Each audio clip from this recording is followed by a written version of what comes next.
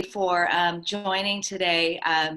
My name is Jackie Elliott, and I oversee two of the prominent property Sotheby's International Realty offices, and I know you are not here to see me. So I want to give a huge thank you to Maren Epstein for joining us today and sharing this what looks like an amazing recipe and a lot of helpful tips along the way. So thank you very, very much, Maren. A couple of just quick things. This is a webinar format, so you can see Maren and I, but we cannot see or hear you. So if you have any questions or comments along the way, just make sure to put them in the chat. And Maren can't see the chat, so I will, when appropriate, jump in and ask the questions along the way. So just a couple of quick words on Maren, and I'll turn it over to her and she can share a little more about herself as well. But you have quite an amazing story. Maren spent some of her high school years all the way into college with really feeling some serious symptoms with her intestines and her body, everything from PMDD to IBS, a weak immunity, migraine headaches, and even resulting in a gray matter on your brain. And I know with multiple doctors and tests, they decided to treat it by putting you on a pill, which ultimately did not work. So you began sort of a path to nutrition and digestion and really digging in and learning, and you were able to really get to the other side of it using everything that you learned. And then you wanted to turn that around and start to help others. So I know that put you on a path to becoming a nutritionist and a colon hydrotherapist. And you spent about 9+ years at the Natural Healing Institute and Woods Hygiene Institute, I believe, in Brooklyn. And then if that wasn't enough, you decided then to turn your focus for the past 5 years in New Jersey and helping here in your backyard where you live in Short Hills. Not enough, you became you went to culinary school and sort of combined all these disciplines together. And you attended culinary school at the Natural Gourmet Institute in Manhattan. So quite an impressive background and pulling everything together. So we're really, really thrilled and honored to have you here. So thank you, Maren. Well, thank you for having me. I'm excited to be here. And hearing that all back, it does sound like a lot, but I've been doing this for a long time and it's been a huge help. So I've been really lucky to be able to find alternative therapies such as colon hydrotherapy, food combining, and juicing to really help detox my body and help me feel better. And while I was under the care of another practitioner, Gilton Jacobs in Manhattan, I then witnessed all these other people getting results from anything from weight loss to their skin clearing up to even people with infertility getting pregnant without treatment. So seeing all of this happen really inspired me to become a professional colon hydrotherapist and a chef, even though I went to school for museology, economics, and another minor, but whatever, art history. But anyway, so I really wanted to just jump into the material here and teach you this really simple recipe. I know it looks like I have a lot out on my plate right now on my table, but that's only because I separated everything for the point of showing you. So you can really do this entire recipe in about 30 minutes. So the best place to start is, and whenever you're cooking anything, you can really cook everything all at once as long as you start with the thing that's going to take the longest in the oven. So for us, that's going to be our sweet potatoes. So what I'm going to do first is show you how I slice these. I actually prepped most of them, but I thought it would be a good opportunity to teach you guys a little bit of nice skills. So after I've already cleaned and peeled, and again, even if you're peeling vegetables, you should always make sure to wash them, because anytime you take a knife and you cut through the skin of a vegetable, such as an onion, any kind of mold or dirt then gets into the food. So it's definitely good to always clean your vegetables. So I'm just going to show you how I chop these up real quick here. And another thing, so many people cut themselves in the kitchen and they think and they're afraid of sharp knives. The reason you cut yourself in the kitchen is actually because your knife is not sharp enough. So if a knife is not sharp enough, you're more likely to slip. So don't be afraid of a sharp knife. Always keep your knives sharp and invest in good quality. I really like this brand, Mercer. I've been using it for years. You can sharpen it well, but at the same time, it's not so soft that you need to sharpen it often. You could do it yourself or have a company. So another way to make sure you don't cut yourself is, we call it bear claw. So instead of holding your food like this, you always want to curl your knuckles to keep your fingers away from the food and line the knife up with your knuckle so that you always know where your knife is and you'll be able to cook and chop. That's how I can kind of chop very quickly, and why I don't mind making these recipes, because I can go through my food prep fairly quickly. And again, this takes practice, but really anybody could do it. So as you see, I could just kind of cube these, and you want to kind of cut them into cubes about as equal in size as possible. And that kind of goes for anything you cook. Depending on the size of the food will cook at different rates. So if you find that you cook a lot at home and you have some pieces that are burnt and some that aren't even cooked, that's most likely because you're piling your food on top of each other in the sheet tray or in the skillet, or you're cutting things at varying thicknesses. So really just practicing your knife skills at home to make even cuts is going to really help you make these meals quickly and efficiently and very tasty at home for your family. Most of my clients are women who eat a lot healthier than their family members, and they struggle because they always want to eat salads and things like that, but the family doesn't. So they end up resorting to takeout because they just don't have the energy to cook for themselves anymore. So with this method, a lot of these people can really cook for themselves quickly.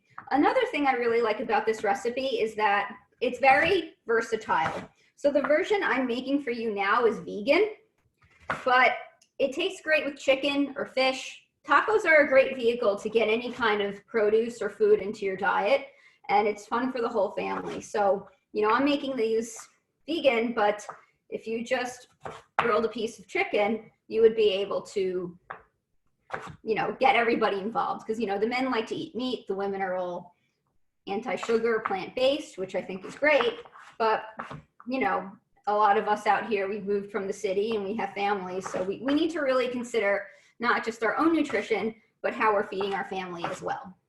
So as you see, I have no problem chopping these and looking at you guys at the same time because of the technique that I described. So I've almost worked through all of my potatoes now.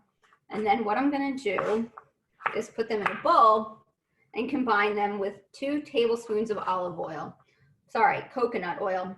When I cook things at a high heat in the oven, like I'm cooking these at 425 for about 25 minutes, I like to use an oil or another cooking component of fat to coat my food that has a high smoke point.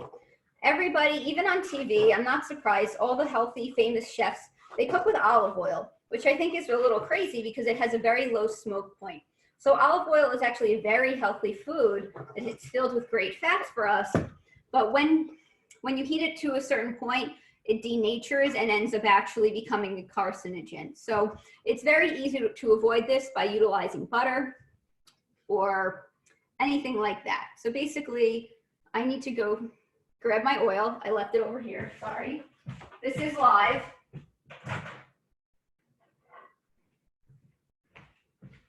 I've melted my oils for you guys. So basically this is 2 tablespoons. And if you're on a low oil diet for whatever reason, you can use like an organic cold pressed oil spray, and that will actually minimize the oil on your food, just in case you're on a low fat diet. Although I do believe that a high fat diet is very healthy. You can eat a lot of healthy fats without actually getting fat. But that's another great way. You just really need to make sure that the recipe is completely coated in an oil, or else your food's gonna burn because the potatoes are already very dry. So from there, I'm gonna add half a teaspoon of cinnamon. If you don't like sweet, You can actually just add cumin instead. That also works really well. But again, I'm just tossing it in the bowl because it makes it easier than putting it on the sheet tray. And from there, you got to put a little bit of salt, right? Always salt. And that's another thing I see people do that messes up their cooking. They don't season their food throughout the entire cooking process. They do it in the beginning or they do it at the end. But to have a really healthy dish that's also delicious, you need to season often. And another way to make sure you're evenly distributing seasoning is to season from high above like this. They don't just do that on the shows for looks. It actually really makes the food taste better because it allows for the seasoning to disperse more evenly. So if that wasn't easy enough, all I'm gonna do is just throw these vegetables onto the sheet tray. This is actually a lot of potatoes for this little sheet tray, but what I wanna do, I want you to be able to see, is I'm going to try to just place them evenly. I'm actually not even gonna cook all these because I'm gonna save some room for my black beans. But you don't want any of your potatoes to be sitting on top of each other if you can avoid it, because what's gonna happen is that they're gonna steam instead of roast, because the moisture from the two potatoes together, it's not going to allow them to dry out. And to have really crispy, delicious vegetables that are restaurant quality at home, we just don't want to steam our food.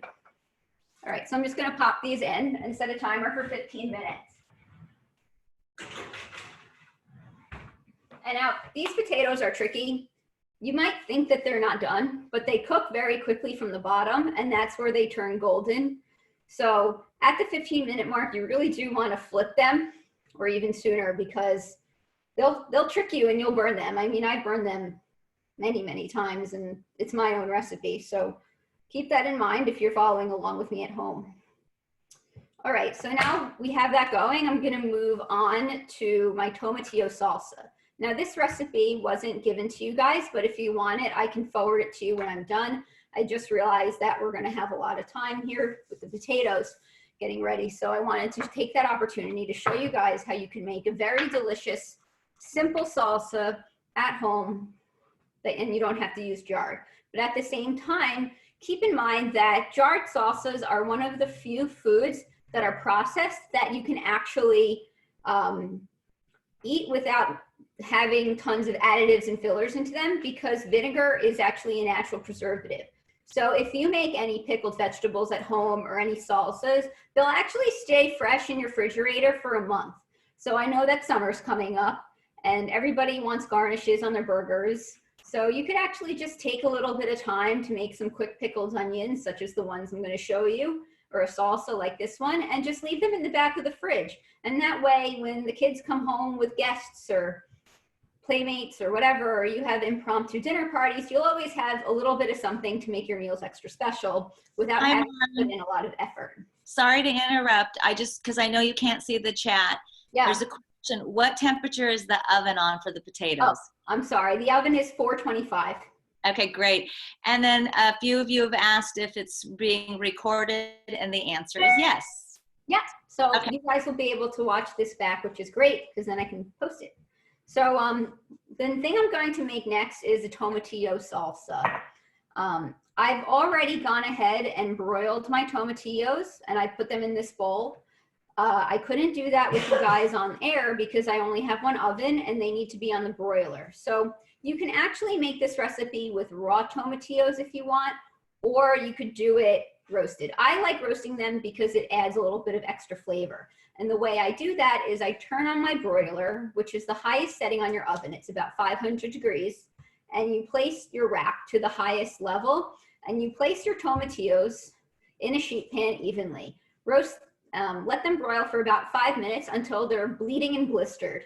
From there, then just flip them over and then let them cook for a little bit longer. And what you're gonna do is take all the juices and the tomatillos, which go from looking like this to this, and pop them into your Vitamix or your high speed blender. But I just wanted to show you what a tomatillo was, because I know a lot of you might not be familiar with this vegetable, but it's actually, it's like a Mexican green onion. And all you do to prepare it is just peel off the papery skin. It's like a little papery sticky skin, and it literally looks like a green onion, and they are absolutely delicious. If you've ever had Mexican food and have seen Salsa Verde on the recipe or the menu, whatever, that's really what it is. So what I'm gonna do quickly is take my tomatillos and just literally just throw them in the blender. And now everybody has different feelings on spice. The recipe calls for 1 whole jalapeno de-seeded, but I used half because I don't like things very spicy. So I also stuck that in the broiler, and I'm gonna take the seeds out, throw them in my compactor, and pop that in as well. From there, what you need are the juice of 2 limes. I was out of lime, so I have a lime and a lemon. So that just goes to show you it's a quarantine cooking. We're just doing what we can with what we have. So anything will work. So, and that actually equates to 1/4 cup of lime juice. So for those of you who like measuring everything out, you could do that, but I'm lazy. So I like to just cook mostly on my intuition, and you always can fix a dish. A dish is almost never ruined. If something is too sweet, you can add salt. If something is too salty, you can add more water to it and cook it longer. So cooking is actually a very forgiving process. It's baking that isn't. And if you look on my blog, you will know that I am not a baker. I do not have any baking recipes on except for one by my good friend who lives in Short Hills, Amy Ruth, who's a CBS food reporter and has published 2 books on baking and is an expert on grain-free baking. So basically from there, we're gonna move on to adding about 1/2 cup of cilantro. I've already chopped and prepped this, but what you might not know about cilantro is that it's a type of herb that you can actually, the stems are edible. So you don't have to pick through them. You can actually just use your stems, which is great because you don't have to sit there chopping the way you would with like parsley or something like that. From there, what I'm gonna add is 1 onion minced. Now you could either throw the onion right in the blender if you don't want to deal with it, or you can add it in after. I like to add the onion in after I blend because it gives the salsa a little bit of a crunch. Oh, and then also our salt. This is about 1/2 teaspoon of salt that I pre-measured for you guys, and I'm just gonna pop it into the blender. So again, knife skills are really important. So I wanted to take this opportunity to show you the quick, easy way to dice an onion. It's amazing that more people don't know about this. It's actually, I mean, before I learned to cook, I used to hate cooking anything if it involved onions, which is basically everything because there's so much work to cut. And the more you stand over them, the more they sting your eyes.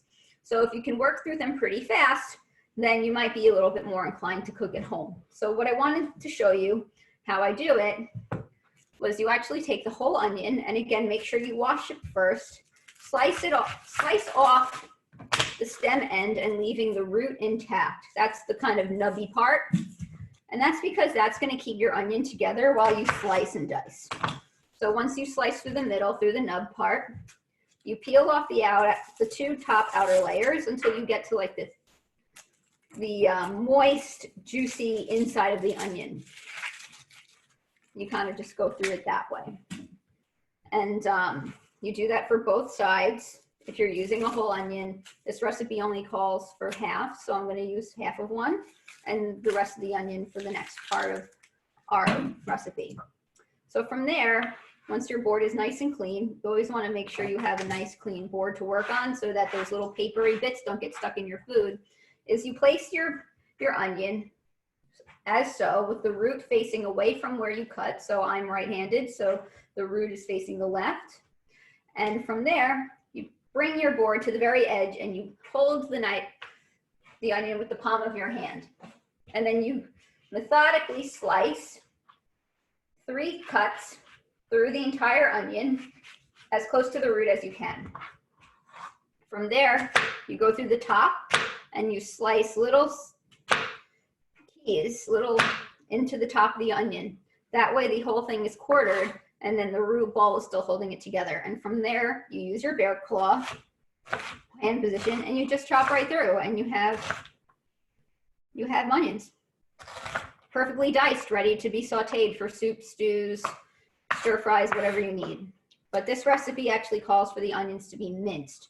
So to mince them, I'm just going to run my knife through them a few more times. The way I like to do that is kind of bring everything into the middle of the board, place my hand on the top of the blade, and just run through until you're satisfied with the amount of how small everything is. You know, again, these are going to be raw onions that we're eating in a salsa, so you're going to want them to be fairly small. You could do this with an onion or a scallion. I mean, sorry, not a scallion, a shallot or a scallion. Really, any allium will work. And what you're going to want in the end is about 1/4 cup. So that's about what I have here, and I'm pretty happy with that. So what I'm going to do is take my blender and add my optional ingredients, which is 2 tablespoons of oil, olive oil, which you can use because this is a raw dish. And you can actually use 2 tablespoons of water, which I'm just going to grab from my sink. And that's just to thin it out a little bit if you have trouble with the blending process. Sometimes when you have a lot of ingredients without a lot of liquid, it's going to be hard for any blender to handle it, but a Vitamix is a very strong blender that can basically rip through anything. I even grind my coffee in this.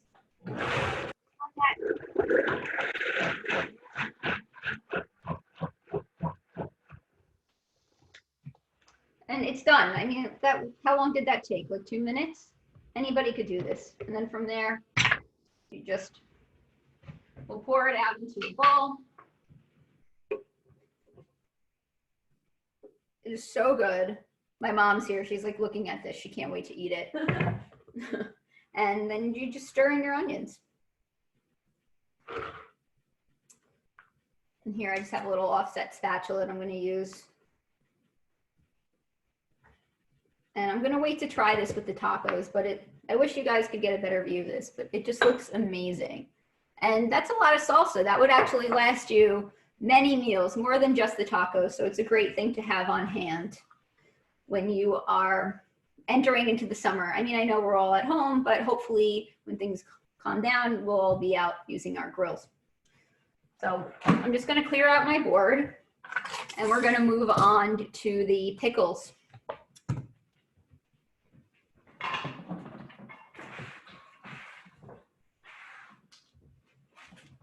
Okay, so pickled vegetables add an amazing flavor to any roasted starchy vegetable. Because like, you know, if you have potatoes, they're kind of boring, right? If you don't drench butter or sour cream in them, they don't taste like anything, they're dry.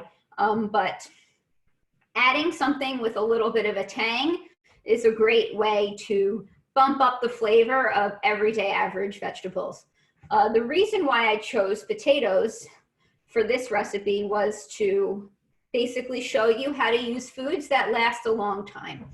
Every time I've gone to the store, I wear gloves and masks because I eat a lot of fresh foods. But for those of you guys who need to go shop or who are able to order food from home, you don't have to just order things that last forever.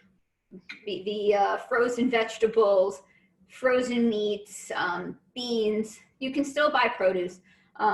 Potatoes actually last about 6 months. Onions last about 3 months. Garlic cloves last 6 months. If the weather is cold, apples, if kept cold, they can last 3 months. So a lot of foods, including squashes, really have long shelf life. So you could actually stock up on these foods and then not have to go out to buy food for many, many weeks or months moving through time.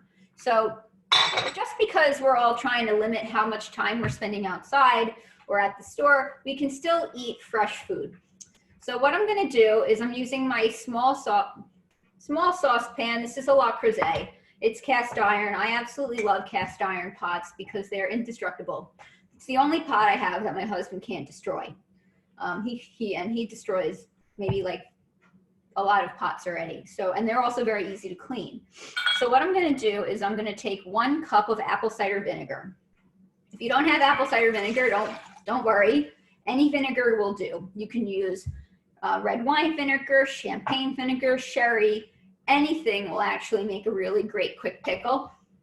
And from there, I'm going to add a tablespoon of salt. Salt is the most important ingredient in any pickle because the salt is actually what acts as the preservative. That's what's going to keep and the vinegar. It's going to act as a preservative so that your vegetables stay fresh for up to a month or even longer in the refrigerator. And then from there, I'm going to add 1 jalapeno, which I have had seeded and chopped, just to give a little bit of spice. I've done a lot of the prep ahead of time so that we can move through this fairly quickly. And then from there, I'm going to add 1 garlic clove, which I've sliced very thin. The trick to making this delicious with an edible garlic clove is to slice it paper thin. So take your time with this if you're going to do it, and really try to get those thin slices. If not, you could actually even use those jarred the jarred garlic that you could buy in the store and just use about a tablespoon of that because it's already minced for you. And from there, I'm going to add half a teaspoon of peppercorns and fennel seeds. If you don't have that, coriander seeds also work incredibly well, or cumin seeds. The only thing to keep in mind is when you're making a pickle, you want to use something that's a whole seed and not ground for a more even flavor distribution. And now what I'm going to add, which is completely optional for those of us who are staying away from sugar, are 2 tablespoons of agave. I like that they're a little sweet. You need a little bit of sweetness to work through that bite in the food. So that's why I like to use it. And it's really quite little, so you don't have to worry about overdoing it. And then from there, let's see what I need. Again, I'm doing this live, people. All right. Next is 1 small sweet onion. And what I'm going to do is I'm going to chop that the same way. And there are our potatoes. So I'm going to take them out and flip them.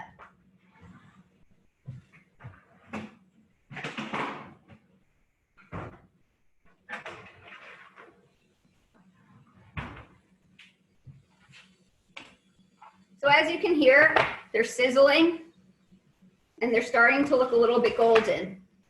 So I'm going to take my offset spatula and start flipping them.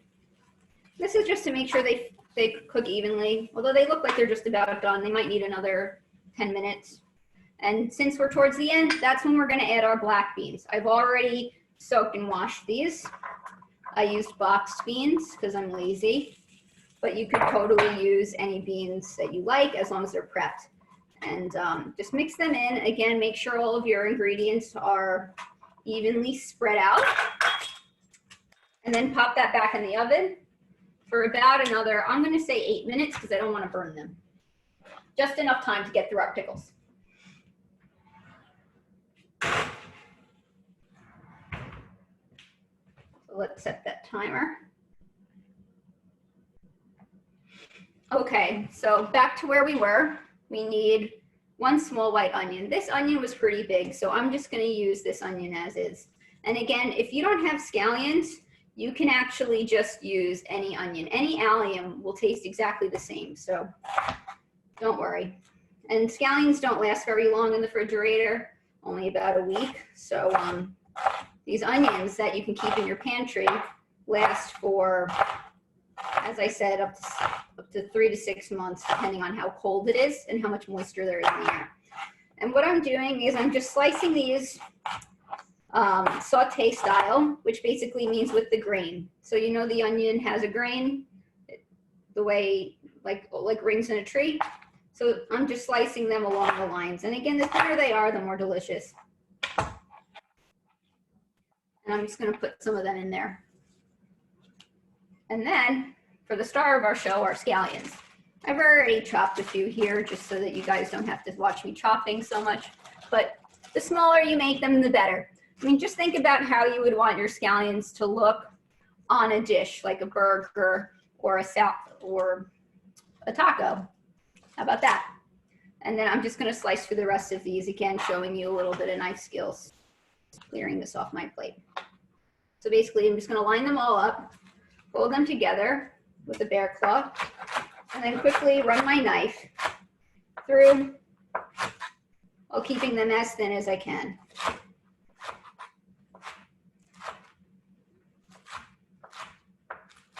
Now that was a really big bunch, so I think that'll be enough. Usually I use an entire bunch, but Whole Foods was generous. And from there, we're gonna pop those in.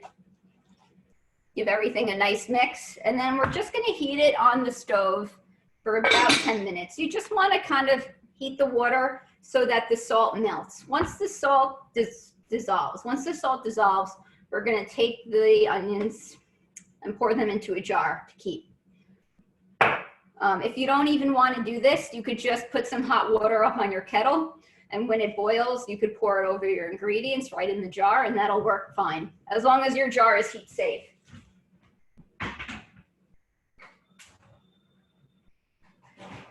Marin, your chat is telling you they love your video and they're learning a lot.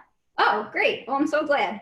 So this kind of leaves us to the last step of this recipe, and that's toasting our corn tortillas. I really like this brand.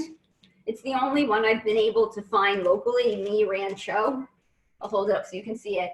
And I like it because they're completely made of corn, so there's absolutely no wheat, and they're gluten-free because they're corn. So anybody who is celiac or wheat intolerant who really misses having that starch in their diet, this is a really good alternative.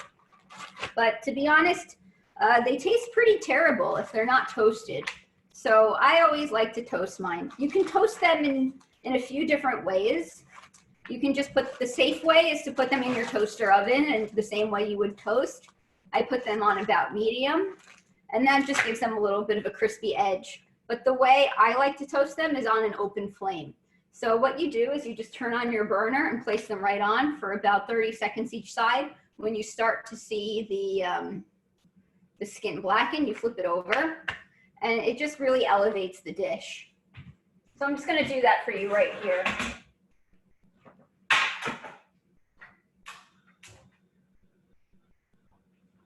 The best way to do this is with tongs. I'm really lazy, so I don't have any. I'm gonna find mine, but I'm just gonna pop these on. If you don't want to get your burners dirty, you don't have to do this, but I just find it tastes so much better if you do. So, and there, I'm just gonna do 3 at a time. I'm just gonna give them a minute. And now would be a great time to go over any questions that anybody might have. But if you don't, some things I can talk about for digestive health are one of the biggest topics that I find that most of my clients don't know about, that's like a light bulb moment to them, is food combining. So different foods combine at different rates and with different types of enzymes. So if you have problems with bloating, indigestion, gas, or if you're just one of those people who feels like they can never wear a pair of jeans because they don't button by noon, by combining food groups by the rate in which they digest and with the enzyme that breaks them down, you can actually really minimize bloat and constipation and IBS. And that was a very big thing for me in my healing process. Basically, that means keeping fruit by themselves because they're the cleanest foods for humans. And they digest in about 30 minutes. So the rule with fruit is to eat it alone or leave it alone, and then wait for 30 minutes. After that, vegetables are the quickest foods to digest. And I like eating vegetables before my main course because the vegetables act like a tugboat, pulling the heavier foods through the system, which actually speeds up the metabolism. Basically by because the raw foods, they're like a broom. They sweep the walls of the intestine and widen the physical passageway for heavier foods like starchy foods or meats to move through. So simply by keeping your fruit to the morning and eating a big salad before your lunch and dinner, no matter what you're eating, you're actually going to really speed up your metabolism. So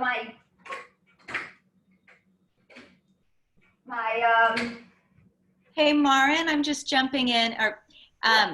Are just a few, I'm getting a few text messages as well and chats that we will share the recipe. So don't worry if you didn't follow along, we will share it later.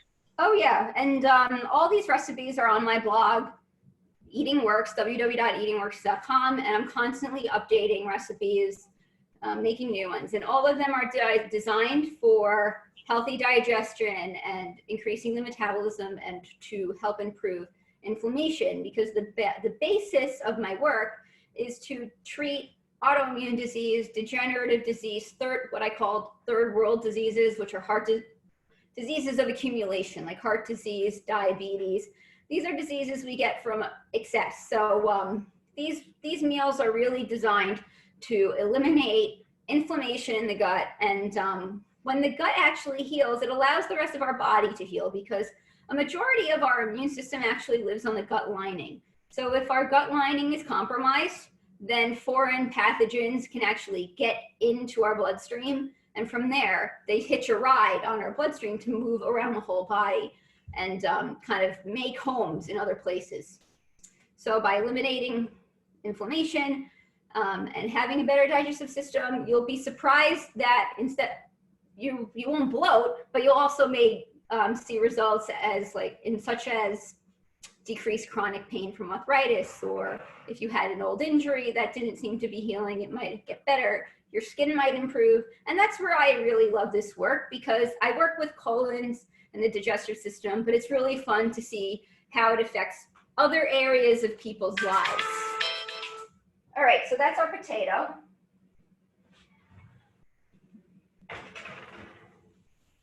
And these potatoes are completely done. Of course, I used the wrong side of there we go. I'm just going to make room here to put them down so you can see them.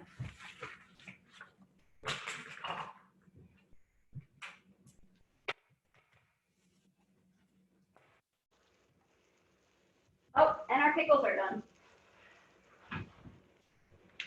So how lucky is that? Everything was done at the same time in about 30 minutes.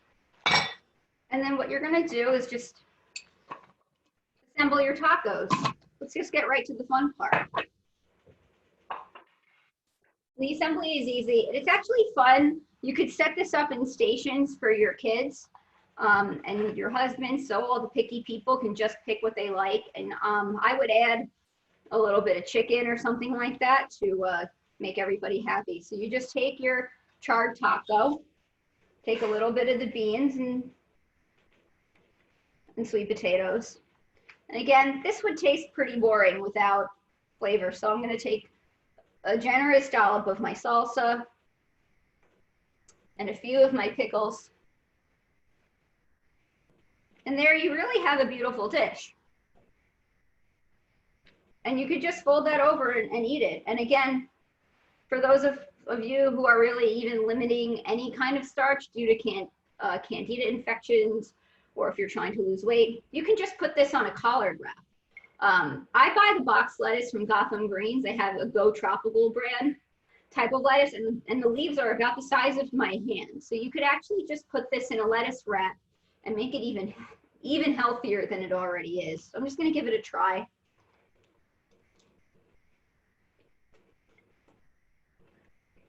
It's good.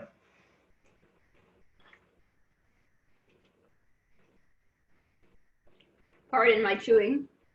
But yeah, everything came out great. It was super easy.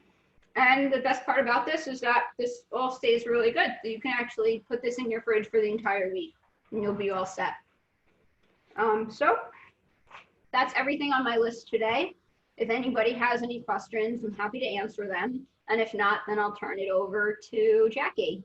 Yeah, I sneaked back on the screen, and a lot of looks great. It does look fabulous and super, super informative and great tips. And I don't know if anybody else has any questions. I'll give it maybe just a few seconds here before we sign off. But remind us again of your blog site. So it's www.eatingworks.com.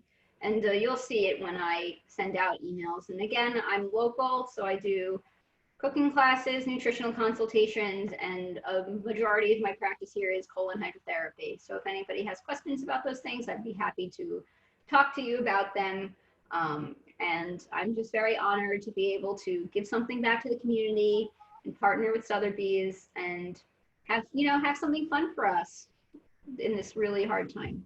So Yeah, thank you for I having me. really appreciate you saying that as well. And I've spent a lot of time on your site and your blog, and it's really like amazing information and Thank really you. great stuff. So, getting some thank yous, but I don't see any other questions.